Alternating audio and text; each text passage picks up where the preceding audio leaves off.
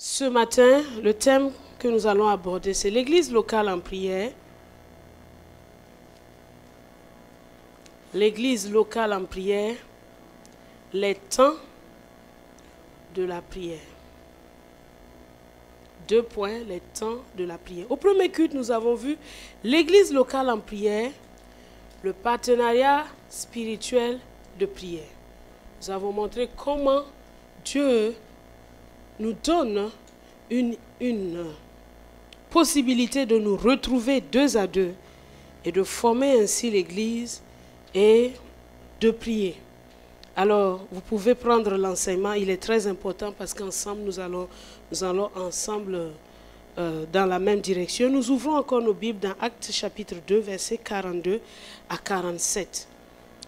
Pour ce culte, je vais partager sur les temps de la prière, afin qu'ensemble nous puissions être en adéquation. La Bible me dit, Acte 2, 42, ils persévéraient dans l'enseignement des apôtres, dans la communion fraternelle, dans la fraction du pain et dans les prières. La crainte s'emparait de chacun et il se faisait beaucoup de prodiges et de miracles par les apôtres. Tous ceux qui croyaient étaient dans le même lieu et ils avaient tout en commun. Ils vendaient leurs propriétés et leurs biens et ils en partageaient le produit entre tous selon les besoins de chacun. Ils étaient chaque jour tous ensemble, assidus au temple, ils rompaient le pain dans les maisons et prenaient leur nourriture avec joie et simplicité de cœur, louant Dieu et trouvant grâce auprès du peuple. Et le Seigneur ajoutait chaque jour à l'église ceux qui étaient sauvés. Donc, le verset 42 nous montre que les disciples persévéraient dans l'enseignement des apôtres, dans la communion fraternelle, dans la fraction du pain et dans les prières. Et c'est cet aspect qui nous importe, qui nous concerne, sur lequel nous sommes dessus. Tous les aspects nous concernent, mais nous prenons le temps pour aujourd'hui de regarder cet aspect des prières. Psaume 90.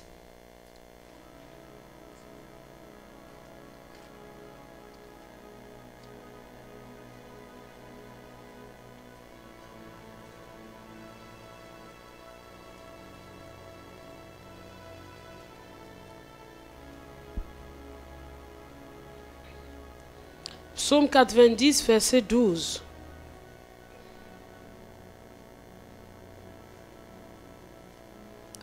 Enseigne-nous à bien compter nos jours, afin que nous appliquions nos cœurs à la sagesse. Enseigne-nous à bien compter nos jours, afin que nous appliquions nos cœurs à la sagesse. Ça, c'est la prière que Moïse a faite à Dieu. Il dit, enseigne-nous à bien compter nos jours, afin que nous appliquions nos cœurs à la sagesse. Aujourd'hui, les jours ne sont pas comptés. Les jours sont nommés. Oui ou non? Aujourd'hui, on est quel jour? Dimanche. Et demain, on sera. Et après-demain, on sera. Etc. etc. Est-ce que vous savez d'où vient la nomination de ces noms?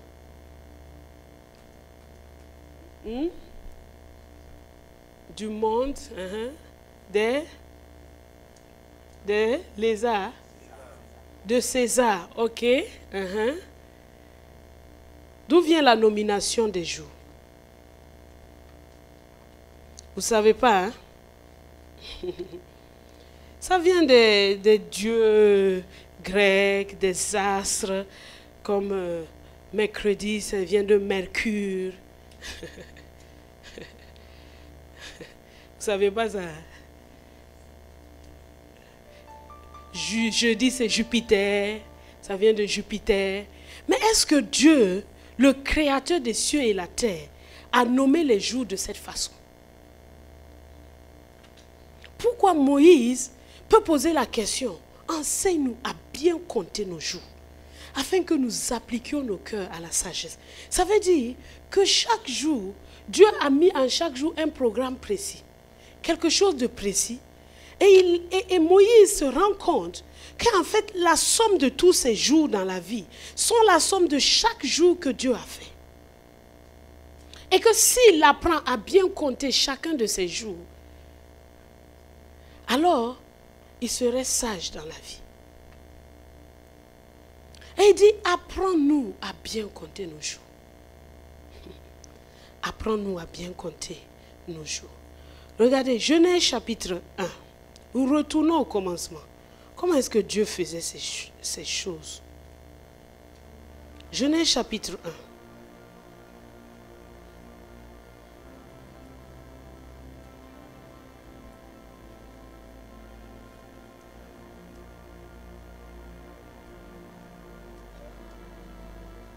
Genèse chapitre 1, à partir du verset 3.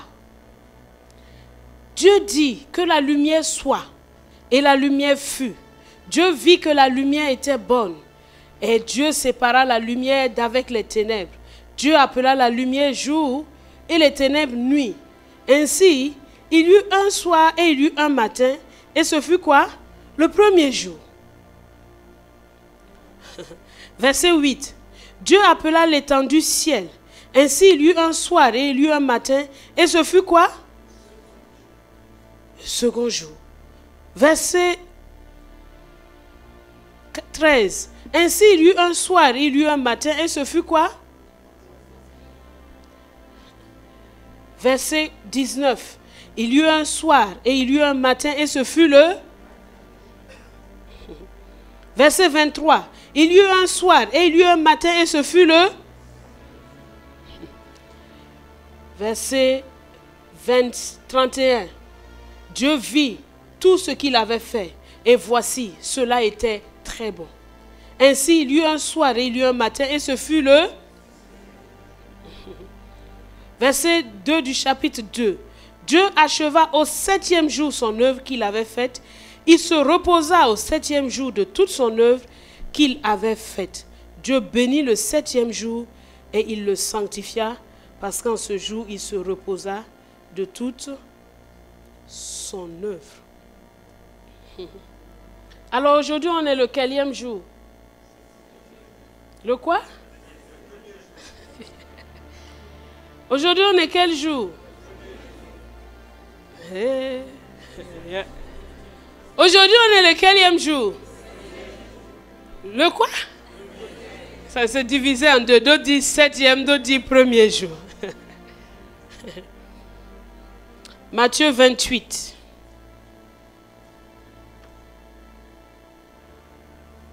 Le Seigneur Jésus est toujours le marqueur.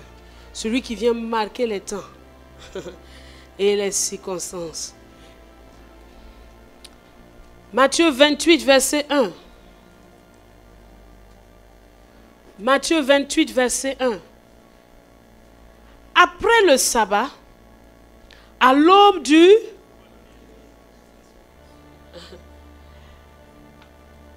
Après le sabbat, à l'aube du premier jour de la semaine, Marie de Magdala et l'autre Marie allèrent au sépulcre. Ce qui nous intéresse, c'est quoi? Le premier jour de la semaine. Et Jésus est ressuscité quel jour? Le premier jour de la semaine. Mais ça ne nous aide pas encore à trouver c'est quel jour. Marc chapitre 16, verset 9.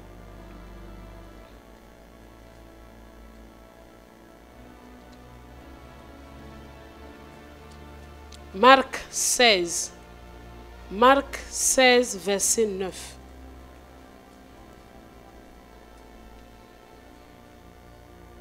Marc 16, verset 9. Jésus étant ressuscité le matin du premier jour de la semaine.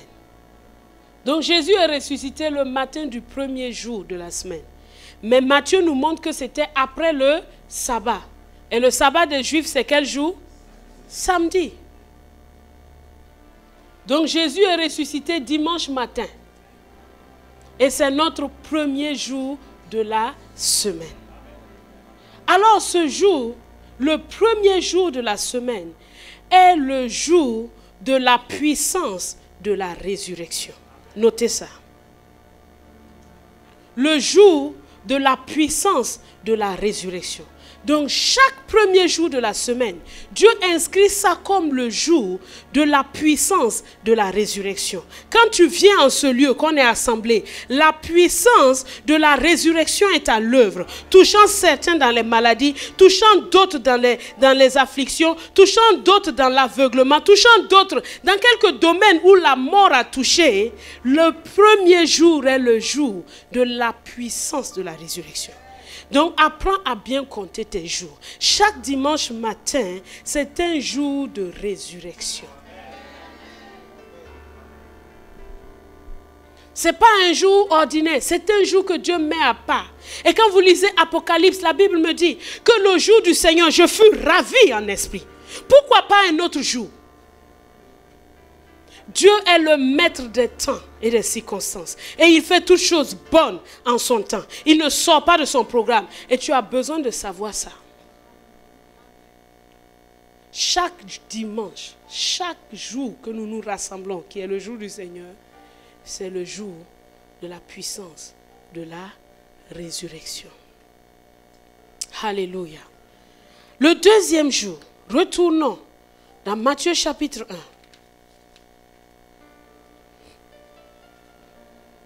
Verset 6.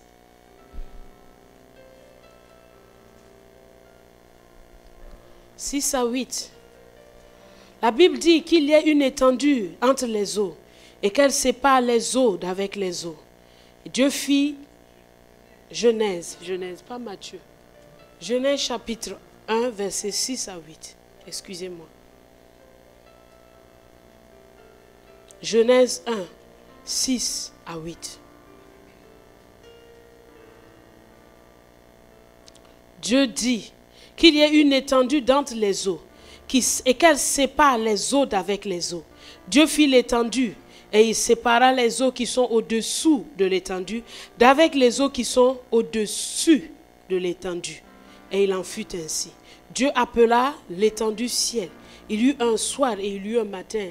Et ce fut le second jour. Le second jour, qui correspond au lundi, est le jour de la séparation.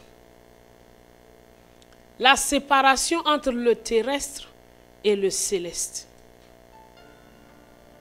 C'est un jour spécial.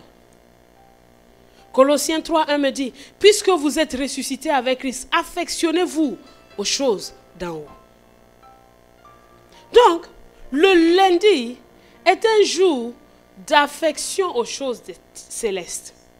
C'est un jour de séparation de ce qui est naturel de ce qui est spirituel. Dieu met une distance.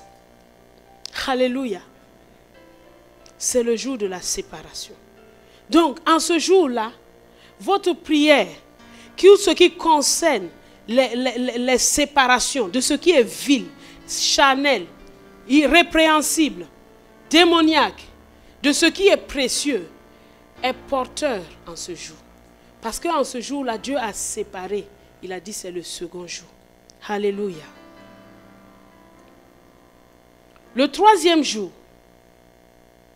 qui correspond au mardi, est dans Genèse 1, verset 9 à 13, que les eaux se rassemblent au-dessus du ciel en un seul lieu et que le sec paraisse. Et cela fut ainsi. Dieu appela le sec terre. Il appela la main des eaux mer. Dieu vit que cela était bon. Puis Dieu dit que la terre produise de la verdure, de l'herbe portant de la semence, des arbres fruitiers donnant du fruit selon leur espèce, et ayant en eux leur semence sur la terre. Et il en fut ainsi. La terre produisit de la verdure, de l'herbe portant de la semence selon son espèce, et des arbres donnant du fruit, et ayant en eux leur semence selon leur espèce. Dieu vit que cela était bon.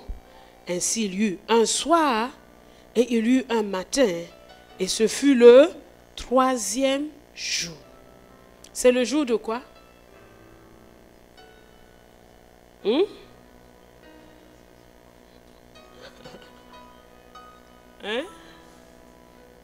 La production. Hein? La reproduction.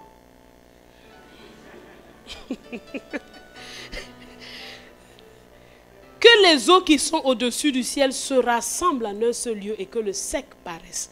C'est le jour de quoi? Du rassemblement. Dieu rassemble toutes les instabilités de ta vie pour laisser paraître ce qui est ferme. Pour laisser paraître ce qui ne bouge pas. Ces émotions instables, cette santé instable, ces finances instables. Dieu les rassemble pour te laisser paraître ce qui est ferme, sa parole. C'est le jour du rassemblement. Il vient faire un peu de ménage. Il y a des choses qui viennent toujours embrouiller la parole de Dieu en toi. Il dit, mettez ça de côté. C'est le jour du rassemblement, de la stabilité. Dieu veut apporter de la stabilité dans ta vie.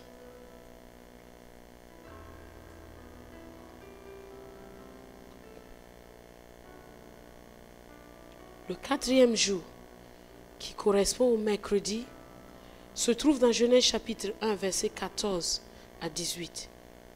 Qu'il y ait des luminaires dans l'étendue du ciel pour séparer le jour d'avec la nuit, que ce soit des signes pour marquer les époques, les jours et les années, et qu'ils servent de luminaires dans l'étendue du ciel pour éclairer la terre.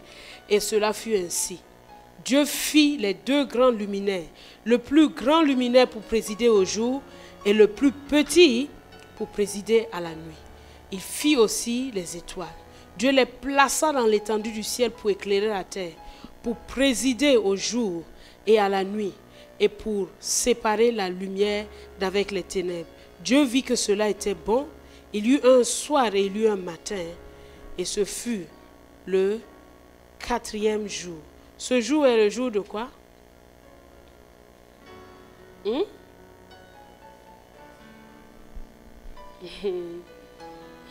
Le jour de marquage par les luminaires, du rayonnement, oui. Ça, c'est une portière. Le mercredi est le jour du rayonnement, le jour des luminaires. Le jour où Dieu dit que ta lumière luise, afin que les hommes voient tes bonnes œuvres et qu'ils glorifient ton Père qui est dans les cieux. C'est le jour où Dieu établit des marques de ta destinée. Il dit, voilà, je t'ai placé comme une étoile dans le ciel. Regarde. C'est un jour spécial. Un jour des luminaires.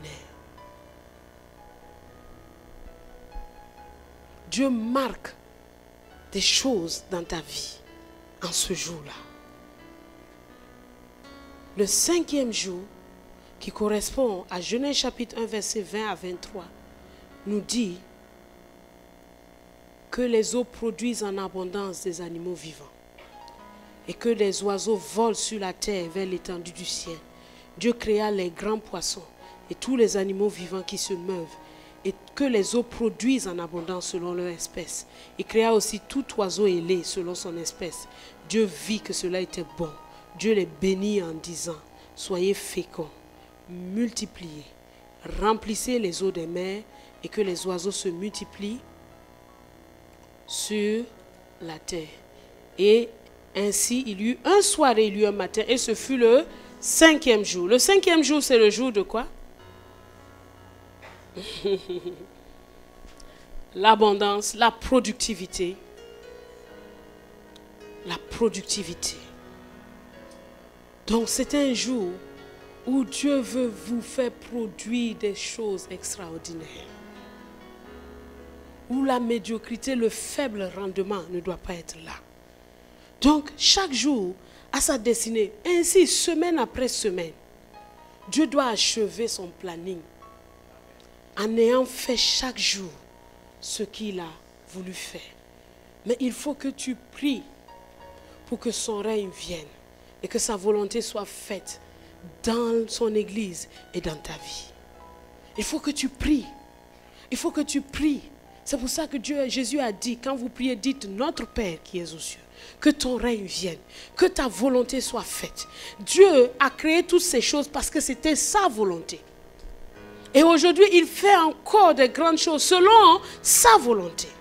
Alors quand tu sais que c'est le jour de la séparation, mais tu regardes avec tes yeux, tu ne sais pas qu'est-ce que Dieu va séparer. Tu ne sais pas. Mais tu peux commencer à prier selon l'Esprit. Et l'Esprit qui sait ce qui se trouve dans le cœur du Père fera exactement ce qu'il convient. Il fera ce qu'il convient. Parce que ce jour-là, il sait ce qui se trouve dans le programme du Père pour son Église et pour ta vie.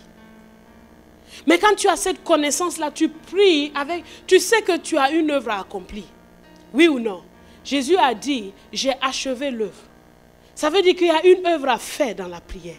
Il y a un travail à accomplir dans la prière. Il y a une activité à mener parce que nous sommes des acteurs spirituels. Dieu n'attend pas que tout vienne comme ça sans nous. Il veut que nous participions et que notre participation soit efficace. Mais pour qu'elle soit efficace, il faut qu'on ait de la connaissance. Alléluia. Et le sixième jour, non, on n'a pas encore fini. Le sixième jour, oui, le sixième jour, c'est le verset 24 à 31. La Bible me dit que la terre produise des animaux vivants selon leur espèce, du bétail, des reptiles et des animaux terrestres selon leur espèce. Et cela fut ainsi. Dieu fit les animaux de la terre selon leur espèce, le bétail selon son espèce, et tous les reptiles de la terre selon leur espèce.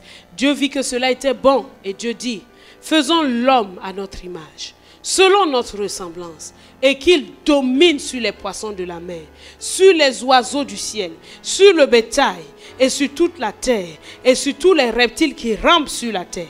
Dieu créa l'homme à son image. Il le créa à l'image de Dieu. Il créa l'homme et la femme. Dieu les bénit et Dieu leur dit, soyez féconds, multipliez, remplissez la terre et l'assujettissez. Et dominez sur les poissons de la mer, sur les oiseaux du ciel et sur tout animal qui se meut sur la terre. Et Dieu dit, voici je donne toute herbe portant de la semence et qui est à la surface de toute la terre et tout arbre ayant en lui du fruit d'arbre et portant de la semence, ce sera votre nourriture.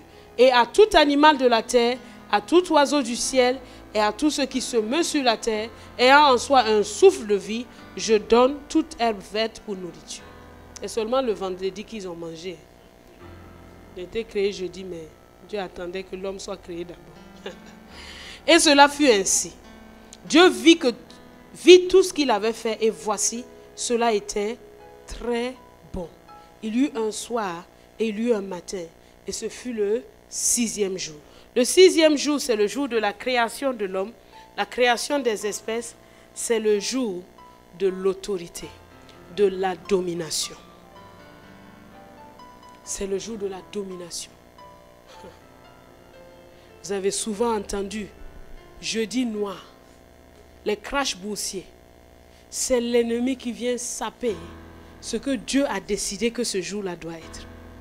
Et ça devient une expression dans la bouche de tout le monde. Un jeudi noir. Non, jeudi noir. Il y a eu des crash bouchés qui ont eu le jeudi. Mais le vendredi aussi. Rien n'est fait au hasard dans ce monde. Et donc ce jour est le jour de la domination. Le jour de la bénédiction, le jour de la multiplication, le jour de l'abondance parce qu'il a créé les animaux abondamment. C'est le jour où l'homme est sorti, où l'homme a été manifesté. Et le septième jour, c'est le jour du repos qui correspond au samedi.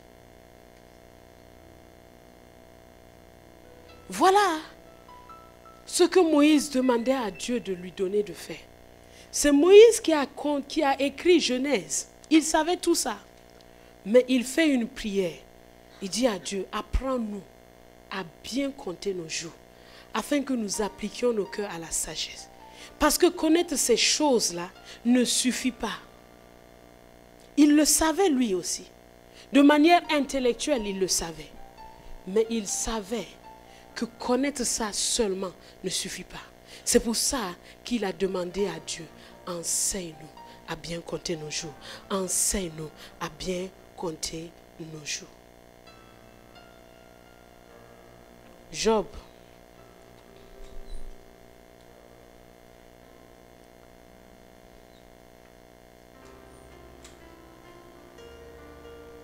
Job chapitre 38.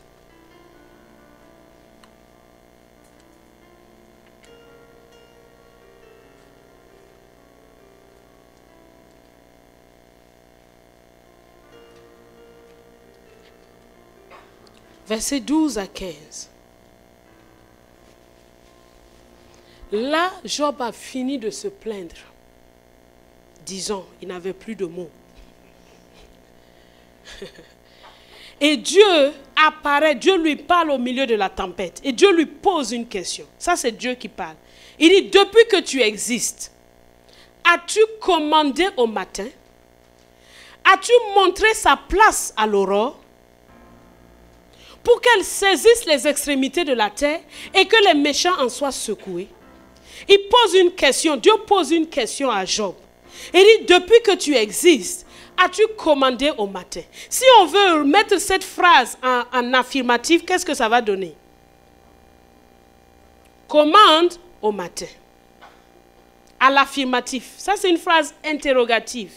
Mais on peut la faire en une phrase comment? Affirmative. Qu'est-ce que ça donne? Commande au matin.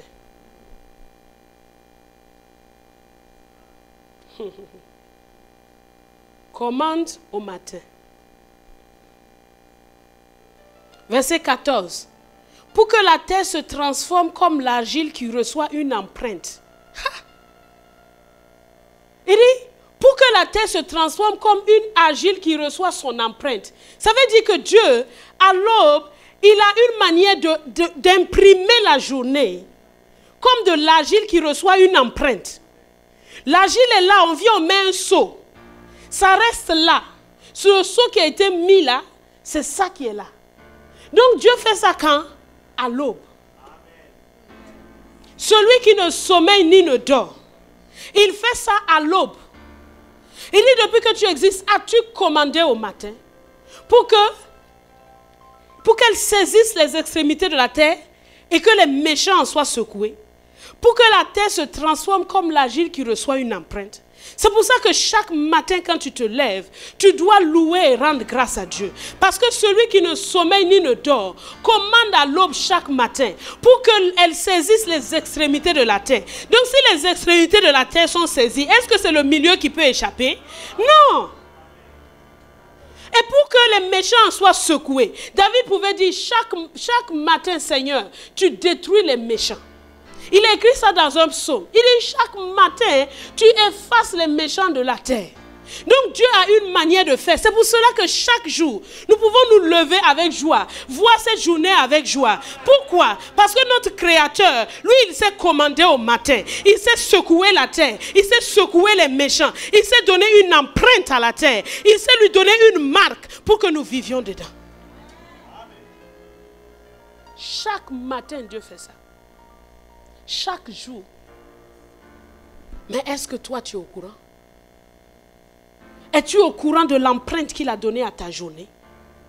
Es-tu au courant de l'empreinte qu'il veut te faire voir manifester? Es-tu au courant?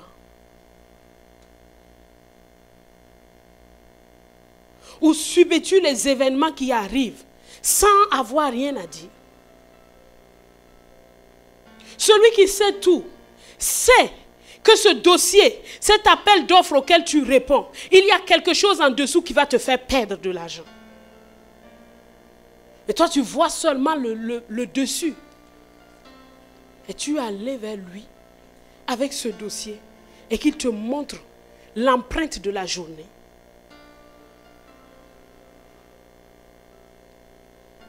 Nous sommes une église et nous sommes une armée. L'église de Christ est l'armée de Christ. L'église de Christ est l'épouse de Christ. L'église de Christ est son corps. Tout ça, c'est l'église. Alors, il va te dire, mon ami, tu fais partie de mon corps. Si mon pied est réveillé, ma main est réveillée. Oui ou non? Si mes yeux sont réveillés, mes cheveux aussi.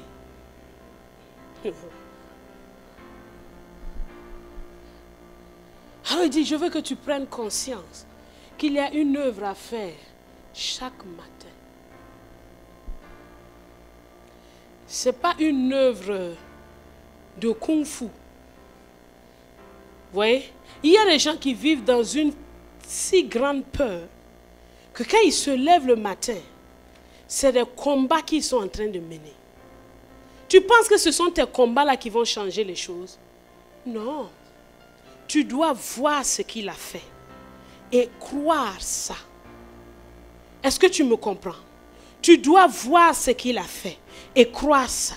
Tu dois voir ce qu'il a fait et croire ça. Jacques me dit que ceux qui écoutent la parole, lisons Jacques.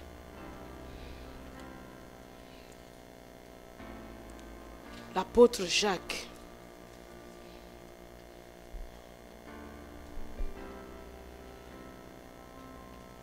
Jacques chapitre 1. Jacques chapitre 1, verset 22 à 25. Jacques chapitre 1, verset 22 à 25. Il dit, mettez en pratique la parole et ne vous bornez pas à l'écouter en vous trompant vous-même par de faux raisonnements. Car si quelqu'un écoute la parole et ne la met pas en pratique, il est semblable à un homme qui regarde dans un miroir son visage naturel et qui, après s'être regardé, s'en va, oublie aussitôt quel qu'il était. Mais celui qui aura plongé les regards dans la loi parfaite, la loi de la liberté, et qui aura persévéré, n'étant pas un auditeur oublieux, mais se mettant à l'œuvre, celui-là sera heureux dans son activité. Regardez le verset 23. Il dit, si quelqu'un écoute la parole, ne la met pas en pratique, il est semblable à un homme qui regarde dans un miroir son visage naturel et qui, après s'être regardé, s'en va et oublie aussitôt quel qu'il était.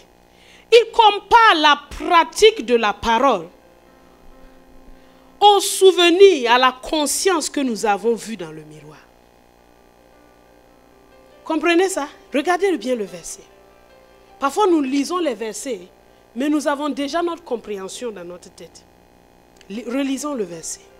Il dit, mettez en pratique la parole et ne vous bornez pas à l'écouter en vous trompant vous-même par de faux raisonnements. Il explique, car si quelqu'un écoute la parole et ne la met pas en pratique, donc comparaison, il est semblable à un homme qui regarde dans un miroir son visage naturel et qui, après s'être regardé, s'en va et oublie aussitôt quel il était. Ça veut dire que quand je regarde la parole de Dieu me donne un miroir, est mon miroir. Il dit par exemple que je suis fortifié à tous égards, patient et persévérant. Avec joie, je regarde ça. La parole de Dieu dit, je suis fortifié à tous égards, patient et persévérant. Ça, c'est ce que la parole m'a dit le matin. C'est ce que le miroir m'a dit. Voici ce que tu es.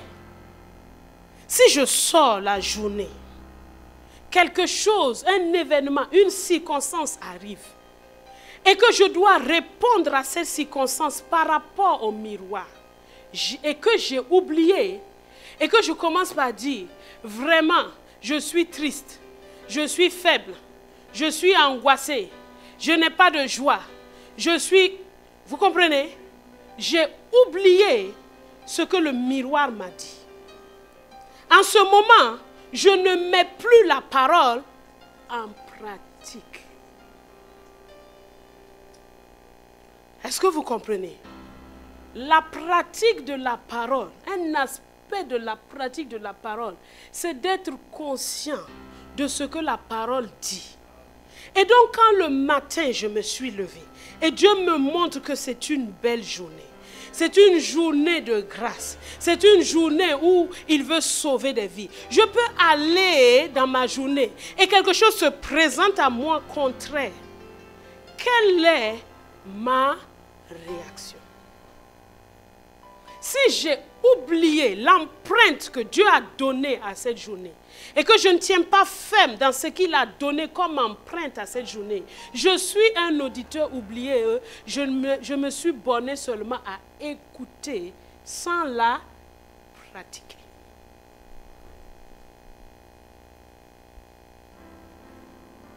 La pratique de la parole, c'est ça. Toi, j'entends ta voix, j'entends ta pensée qui me dit, mais il faut quand même que je vois que je suis fort pour dire que je suis fort. Il faut quand même qu'il y ait un sujet de joie pour que je dise que je suis en joie. C'est que tu n'as pas bien regardé. Si tu avais, on dit, celui qui a fait quoi? Plonger les regards dans la loi parfaite. La loi de la liberté. Et qui aura persévéré. Si tu me dis que tu ne vois pas, c'est que retourne plonger tes regards dans le miroir. Persévère à regarder. Vous savez, avant qu'il y ait des miroirs clairs comme ça, c'est de l'eau. C'est au bord de l'eau que les gens vont se mirer. Donc il faut attendre que l'eau se calme pour avoir une idée à peu près claire. Donc, tu vas comme ça avec tout tes yama-yama. Il faut attendre dans la présence de Dieu que tout ça là se calme et que tu vois, que la révélation vienne à toi et que tu vois qui tu es devant lui. Et que tu persévères dans ça. Donc chaque matin, on revient dans notre Job 38. Dieu dit, as-tu commandé au matin? As-tu commandé au matin? As-tu commandé au matin? Je vois déjà quelqu'un qui dit, ok, j'ai compris. 4 heures du matin, je vais décréter. Mon cher, attends d'abord un peu. Il faut qu'on soit bien d'accord. Il ne s'agit pas de décréter soi-même ce qu'on voilà, je décrète qu'aujourd'hui, la terre, écoute-moi bien, 10 millions de dirhams viennent dans mon... 10 millions, tout de suite. La soirée va arriver, rien ne s'est passé.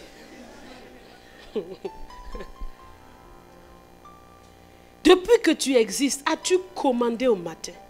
As-tu montré sa place à l'aurore pour qu'elle saisisse les extrémités de la terre et que les méchants en soient secoués? Pour que la terre se transforme comme l'argile qui reçoit une empreinte et qu'elle soit parée comme d'un vêtement. Donc il y a des jours qui sont bleus, des jours qui sont rouges, des jours qui sont oranges, selon le vêtement qu'ils portent. Aujourd'hui tu es en bleu, demain peut-être que tu seras en vert. Tu as changé d'aspect à cause de quoi? Du vêtement.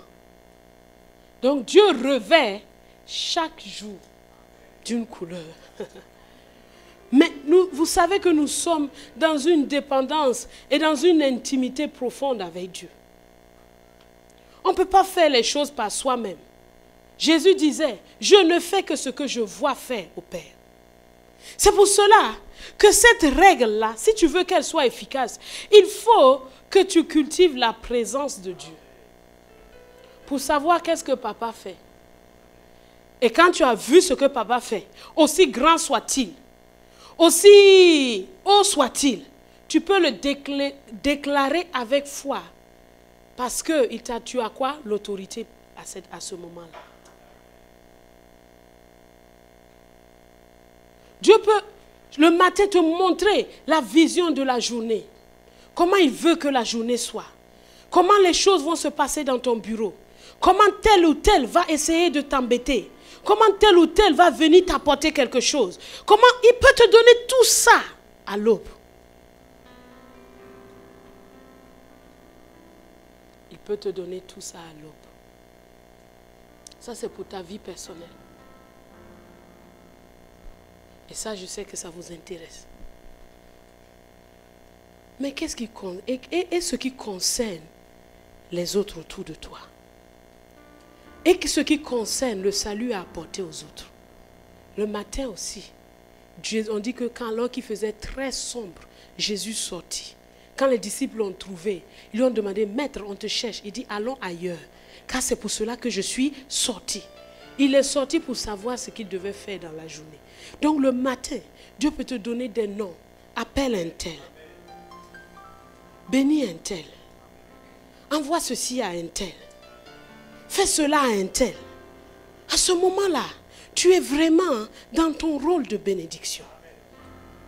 Tu n'es pas juste centré sur toi-même et sur tes besoins. Non, tu exerces l'autorité que Dieu t'a donnée pour que l'ordre règne, que l'empreinte divine soit, qu'aucune personne ne puisse kidnapper un jour que Dieu a fait lui-même. Parce que Satan, il est quoi? Un voleur. S'il peut même te voler un jour, même s'il n'a pas besoin de ce jour-là même. Vous savez, il y a des voleurs là, ils volent tout. Il n'en a pas besoin.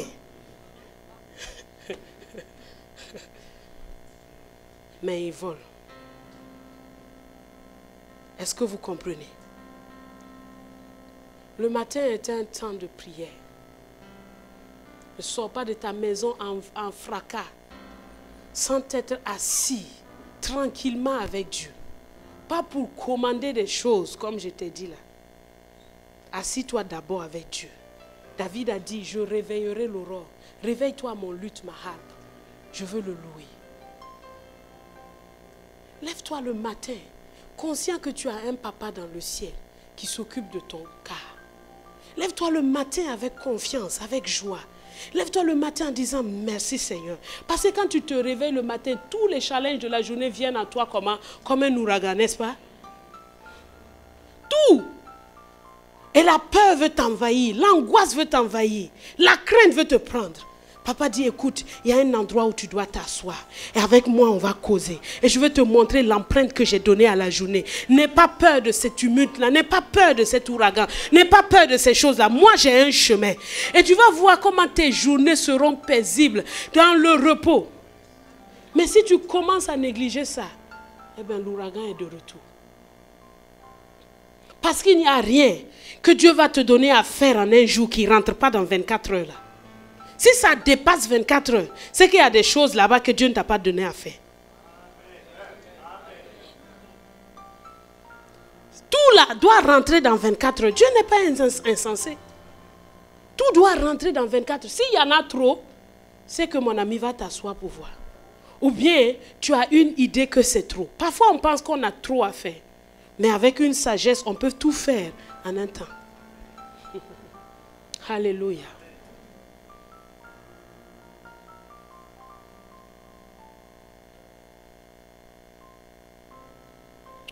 Le Seigneur pouvait dire dans Psaume 59, on va lire ça avant de passer à une dernière chose. Psaume 59, verset 17.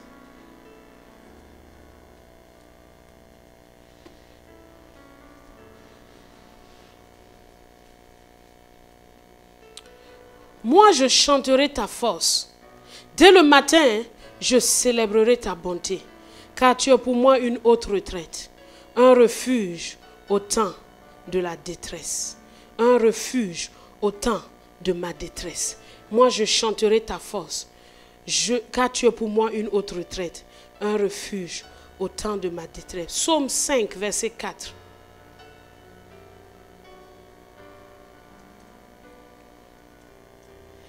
Éternel, le matin tu entends ma voix.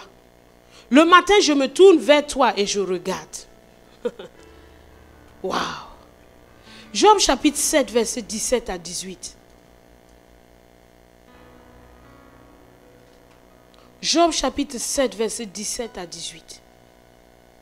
Qu'est-ce que l'homme pour que tu en fasses tant de cas? Ça ressemble au psaume 8. Qu'est-ce que l'homme pour que tu en fasses tant de cas? Pour que tu daignes prendre garde à lui. Pour que tu le visites tous les matins. Ha! Ça veut dire que tous les matins, Dieu est au rendez-vous. Tous les matins. Tous les matins. Tous les matins. La visitation divine, elle est là. La présence de Dieu, elle est là. Alléluia. Tous les matins. Regardez une autre chose pour terminer. Genèse chapitre 3. Genèse chapitre 3, verset 8. Genèse 3, 8. Là, Adam et Ève ont péché. Qu'est-ce qu'on dit? Alors, ils entendirent la voix de l'Éternel Dieu qui parcourait le jardin vers le soir. Oh, Dieu est romantique. Le soir, il vient pour une causerie. Tout comme l'époux et l'épouse se retrouvent le soir pour une causerie. Lui aussi vient le soir. Chaque soir, Dieu venait voir Adam et dit, alors tu as passé une bonne journée? Alors qu'est-ce qui s'est passé ici? Ah non, le lion aujourd'hui, il m'a vraiment fait rire. Et celui-là, oh mais il est vraiment merveilleux, c'est formidable. Le soir, ne passe pas ta soirée devant un film pour dormir dessus.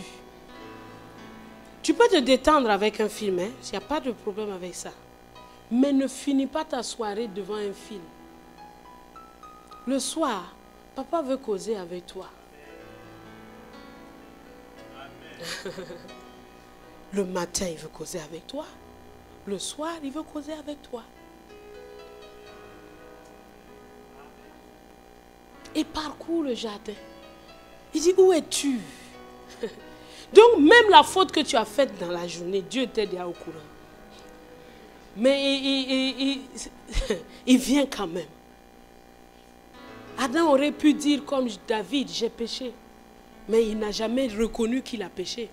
Il a toujours dit que c'est quelqu'un d'autre qui a péché. C'est quelqu'un d'autre qui l'a entraîné. Pour dire que Dieu désire ardemment plus que nous cela, cette communion. Et il vient chaque matin et chaque soir. Alors, l'église, notre église locale en prière, que la prière du matin devienne notre communion individuelle, mais commune.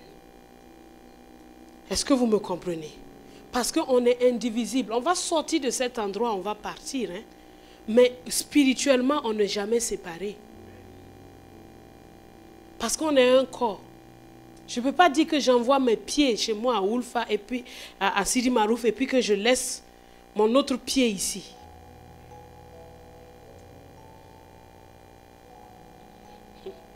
Quand tu critiques un frère, en fait c'est toi-même que tu es en train de critiquer quoi. Est-ce qu'on se comprend? Donc l'église locale en prière, comprenons que chaque jour, dans nos maisons, quand chaque matin, nous nous levons et que nous prions, et que l'autre aussi prie, et que l'autre aussi prie, et que l'autre aussi prie, et que l'autre aussi prie, et que l'autre aussi prie, et que l'autre aussi prie, et que l'autre aussi prie, et que l'autre aussi prie, la flamme, nous sommes ensemble. Tu n'es pas seul. Il y a tout un tas de témoins qui t'entourent. Et j'aimerais que nous puissions marcher d'un même pas. Peut-être que ce n'est pas ton habitude de pouvoir te lever tôt le matin. Mais tu peux demander à Dieu de t'aider. Parce que tu vois que c'est important. Tu peux demander à ton voisin de t'aider. Tu peux dire, je vois que c'est important. Je ne dois pas rater ce matin-là. Je ne dois pas le rater. Mais s'il t'arrive de le rater, prends courage, avance.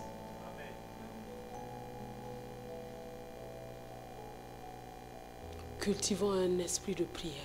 Je prie que l'esprit de prière et de supplication se déverse sur chacun de nous. Et que dans nos maisons, nous plions le genou devant le Père. Et qu'ensemble nous élevions nos voix. Que le Père, en regardant Casablanca, il voit une église unie qui prie. Une église qui prie, dont les flambeaux sont éparpillés partout dans les quartiers. Et qui prie, et qui chaque matin aime sa présence, chante ses louanges, écoute sa voix, parle avec autorité, décrète avec autorité, trace leur journée parce qu'ils ont entendu le Père leur parler. Qu'une église fervente se lève, une église fervente se lève, que la faiblesse nous quitte et que nous soyons forts parce que c'est ce qu'il a dit. Tel il est, tel nous sommes dans ce monde. Jésus se levait très tôt le matin parce qu'il savait bien que fils de Dieu, il a appris l'obéissance par les choses qu'il a souffertes. Nous ne pouvons pas être exemptés de ça. Nous allons apprendre. Nous allons apprendre. Nous allons apprendre à nous lever. Nous allons apprendre à prier. Nous allons apprendre à rencontrer papa. Nous allons apprendre à revêtir le matin, à commander à l'aurore. Nous allons apprendre. Nous allons apprendre, Seigneur. Car tu veux une armée qui se lève. Tu veux une armée qui se lève. Tu veux une armée qui se lève, Seigneur. Tu veux une armée qui se lève. Tu veux une armée qui est prête. Tu veux une armée qui entend ta voix. Tu veux une armée qui écoute. Tu veux des disciples qui écoutent. Je dis chaque matin, il éveille mon oreille pour que j'écoute comme écoutent les disciples. Tu veux m'apprendre. Oh, mandarabayondo bo sakayende. Mikarabayondo bo santayende. Je vois une armée qui se lève. Je vois des triomphateurs qui se lèvent. Je vois des triomphateurs qui se lèvent. Je vois des guerriers de Dieu qui se lèvent. Des personnes qui exercent leur autorité qui se lèvent. Je vois des personnes persévérantes qui se lèvent. Je vois des personnes engagées, des personnes ointes, des personnes remplies, Je vois des responsables qui sont en feu. Je vois des responsables dont la vie est bouleversée. Je vois des pasteurs dont la vie est intensement bouleversée. Je vois des hommes, je vois des femmes qui se lèvent et qui avancent au son de sa voix. Je le vois, je le vois. Je le vois, je le vois, je le vois. Qu'il en soit ainsi, qu'il en soit ainsi, qu'il en soit ainsi. Mandarabayondorobobosaka. Ta maison est une maison de prière. C'est une maison de prière. Ta maison est une maison de prière. Mandabashekerebayondorobobo. Mandarabayondorobobosaka yende.